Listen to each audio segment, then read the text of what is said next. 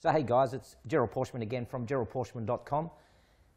Just within 24 hours of posting a video up on Facebook and also on YouTube, I've got the very great pleasure of meeting with Backman Hoyle.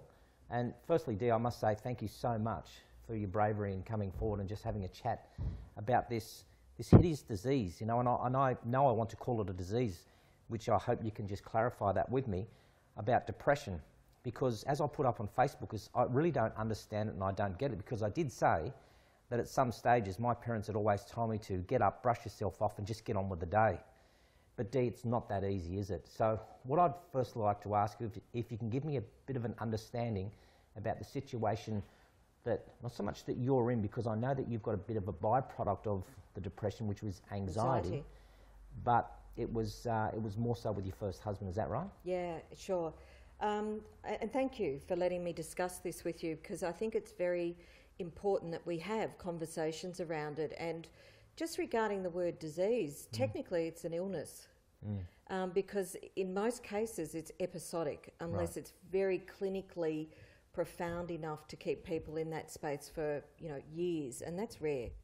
So I guess my understanding is through lived experience, and the lived experience of living alongside of people with mental illness, depression, anxiety disorders, and also losing people through suicide through those situations as well. So I married a terrific guy when I was very young, and he was my very best mate, and we did everything together. We were married for 10 years, and in that 10 years, in his very early 20s, he was diagnosed with, in those days, called manic depressive disorder, which now we call bipolar. And he had some episodes in hospital. There's a few things regarding, say, profound illnesses or very deep, serious mental illnesses like schizophrenia and bipolar. They're very, very difficult to live with, number one, but there is recovery and there is hope and there is a future for people with both bipolar and schizophrenia. Depression and anxiety, sometimes referred to as the common cold of mental illness, are also very serious. So a couple of things around depression that I don't think that people understand is that it is a psychosocial or biopsychosocial. So let me construct those three down. So bio is that there's some biological origins to it. So genetic disposition, potentially some coding that's passed through families. Now that in and of itself is not a problem. It's when you have the psychosocial and almost an oxymoron to say a perfect storm, but if we put those three together, so genetic disposition plus psycho, as in the environmental factors that you've had to survive through, live through, and then ideally thrive through. So some people go through early trauma, early events that define an experience for them, and you add that to the vulnerability, and then you add it to someone's base temperament. So, the old glass half full, glass half empty. So hypothetically, if you have a biologic vulnerability, if you have events of trauma that you find yourself not able to process through as easily as others, and you have a base temperament that is a little bit E or ish as a composition, the three of them together can create vulnerability in the person. So I guess the key thing I want people to understand is you can't rationally think yourself out of a depression. It would be like saying to someone with cancer, if you think hard enough and you have affirmations about there is no cancer in my body, then you have almost this omnipresence to rationalise that you have control of the biological components of that. Where I'm confused, Dee, is that there might be some people watching this and saying, I totally disagree with what Dee is saying, because I can think myself out of my cancer. Is that I've tried all the professional medical advice, I've taken what I needed to take, I've had, chemo, none of that worked, and I thought myself out of it. But what you're saying is that with a person who's suffering from anxiety or depression, they don't think rationally enough like that. So if I was to send a person a positive affirmation who is suffering from depression, would they see that as a help or a hinder, or not see it at all? Probably not see it at all. So if I give you an example, when I was speaking to someone at the depth of their depression, when they were feeling better, they said to me, here's what it was like, Dee. It was like your brain was going through the most profound thunderstorm that you will ever experience. Rain, thunder, noise, fear, all of the worst things that you can ever imagine. And there's someone in a lab coat yelling out to you from the other side of this storm.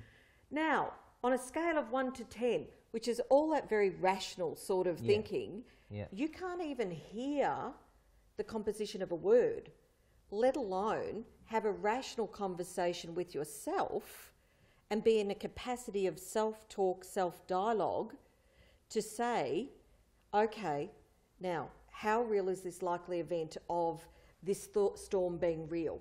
Oh, it's only a pretend thing in my mind, it's not real. There's not that sort of rational capacity in the brain. You've just got to sit out the storm and be as safe in your own head as you possibly can. It's a very different experience. And that's the thing that, you know, a seemingly normal person like myself is trying to grasp that concept of not being able to logically rationalise a choice that I can make. Because here's what I'm thinking, and again, this might come across as being quite arrogant or naive, but I don't want that to come across like that. I want it to come across as more me, somebody educating me. So for example, if I'm now thinking of a situation as a rational person where I need to be able to achieve a goal, I can either say, yes, I want to make this happen because I have a goal and I have something to look forward to. If and when I have spoken to a depressed person and they say you just can't make choices rationally, but then at some stage I might ask that person, do you want to go fish and chips or Chinese? And they can make a rational, logical decision on a choice to either take fish and chips or Chinese. So if they, see in my head, if they can make a choice and a decision based on food, why can't they make a choice and a decision based on their mental status? Yeah, well, I'd say one's a very low order as far as type of choice. And you're talking about sort of very fundamental, closely embedded food equals survival type of thing, through to something that's very complex and very intertwined, because there's do we make it complex? Does the human being make it complex? And the only reason I say that is that there are people in the Middle East, there's people in Africa, there's people right around the world who are struggling just to survive. So we're having a look at what we call their backstories of going through some very traumatic experiences, and yet do they suffer from depression, or are they just focused on surviving? And is that the problem here that we have? Yeah, I think there's a couple of things. So if we go into the biopsychosocial part, biologically people are geared to survive. So if you're in the depth of a traumatic experience like hunger, famine, I can't get a roof over my head, I've got to protect my children, absolute basic needs, that's your focus. We live in a very, and again, I don't want this to sound like only privileged people or countries of abundance suffer from these types of illnesses. There is some research that says there is a higher tendency for some of that, but I can't concur it as, you know, clear findings. But I do think that there's some basic premise in, when you're in survival, you're in survival. And you do a lot of work now for Beyond Blue, which is what Jeff Kennett had started off because of a horrific story that he, I think from the backstory that I heard with him was that his daughter had two mates that had, well, just crashed the car into the tree, wasn't it? Yeah. And said to Dad, hey Dad, I want you to do something about the roads. And he worked out it wasn't the roads, it was more about the depression. So before Beyond Blue came to light, prior to that, 30, 50 years ago, what did we have? Not much. We had institutions. We basically compartmentalised society. We went, people who had psychotic or illnesses of the mind needed to be put and contained in a location somewhere. So we had asylums, horrendous places, just horrendous places. And we had people with things like depression and anxiety masking and trying to pretend that they weren't existing, because there were a couple of things to that. There was the self-stigma, particularly for males. You know, there was the Valley of the Doll for women in the 60s, where you went to the doctor and it was almost normalised to get some tranquilizers of some sort for women's ailments. and you know, we were pilled at that stage, but we were in a community setting. Then there was this sort of self-stigma that the man had to be bulletproof, could never suffer vulnerability. And the worst thing about depression is self-stigma first before you worry about other people's stigma and sort of discrimination that's that. You have to own the fact that your mind is not functioning at its optimum anymore. So here's how it looks for some people. You just get fuzzy in the head, you get confused, and you think, well, that's pretty normal, everyone's going through that.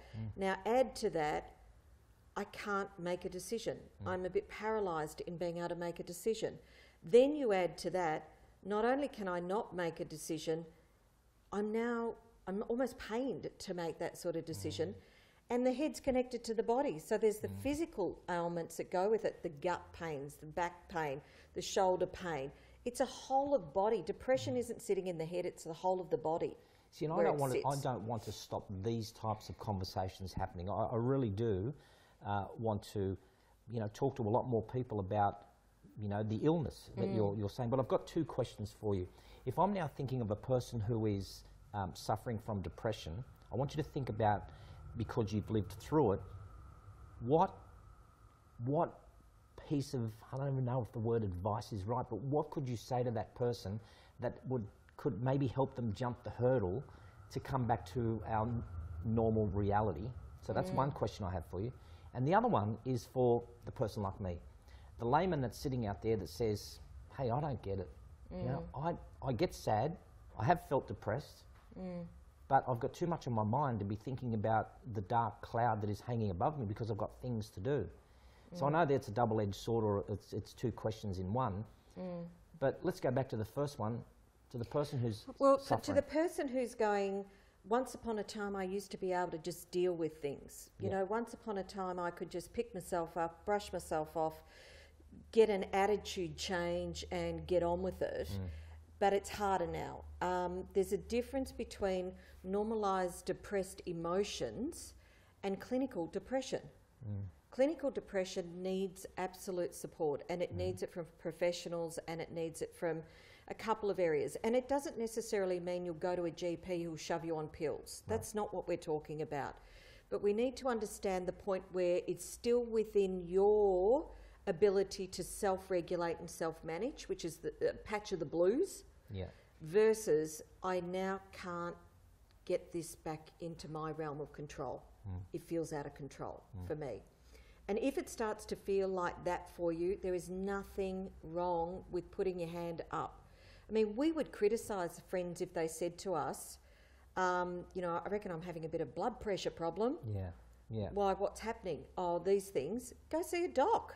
Now, that's what we need to be able to say to people. You know, if you're feeling these sort of symptoms, go to a GP. They'll recommend you to a specialist if they think you need it. But then again, what I'm thinking is the person where we just say, go to a GP, they would not be able to have the sense enough to recognise that they need to go to a GP, or they're just not going to make the decision. Yeah, well, I would say go to the places where there's the information. So that's where Beyond Blue, for example, is fantastic. Jump on the website. The links are on the screen, by the way, if anyone wants to have a look. Jump onto the website. And so there's some simple self-review things, not self-diagnose, but self-review to say, are you feeling some of these things? And if you genuinely tick them off and there's enough of them, then go and take that, print it out, take it to the GP and go, just done this online thing and it feels that way. There's also GPs that have done some extended training and know about this stuff, and they've got what's called better access GPs, so they know this stuff. And so look for their details on the Beyond Blue site, because they're registered there too. See, that's great insight for everyone listening to this. So now, the lay guy, myself, how do I, it sounds so shallow, you know, or it sounds so, you know, insensitive. But if I know of a person who I think is suffering, what do I say? What do I do? Well, as lay people, we never diagnose another person. I mean, I'm a registered first aid instructor, a mental health first aid instructor, so I teach this stuff. But one of the things that we say is still be you, still be in the same relationship that you have with that person, and you give them some evidence about what you've noticed. So if it was you, I would be saying something like, hey, you know, Gerald, we've known each other for a long time, and I reckon I've seen you at your highest of highs, and you've been just absolutely amazing with what you've been able to achieve. And I'm also noticing now that there's a bit of a mood shift. So you're going to use everyday language. You don't use clinical language. You don't use sort of doctor speak in any way. You just, hey, there's a bit of a mood shift. You just don't seem like your sparky self. Right. And the key thing here is if you're going to say, is everything okay, you need to be willing to sit with, no, it's not. And if it's a no, it's not, then you just offer to that person, talk to me about what's going on for you. And they may say a lot, they may say nothing. What can I do to support you is all you can say as a lay person.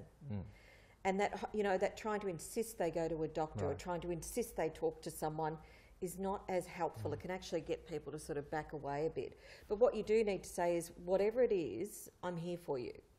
So I'm a buddy. So just please, I want you to know I'm here. I don't care how messy it gets. I can hang in mess with you. And that's the sort of conversation you need to have with people. Dee, thank you so much for, you know, the little time that we had here, and I know that, you know, once we turn the camera off, we'll have a longer discussion about it. But for anyone else that, you know, who's been watching this and is, you know, suffering from this illness, we're going to put some links up on the screen, but also we'll put some, you know, numbers up of where you can go to get some help and get, is it treatment? Well, it's support. Support. Yeah. Thanks for teaching me. No worries. Thank you. Bye.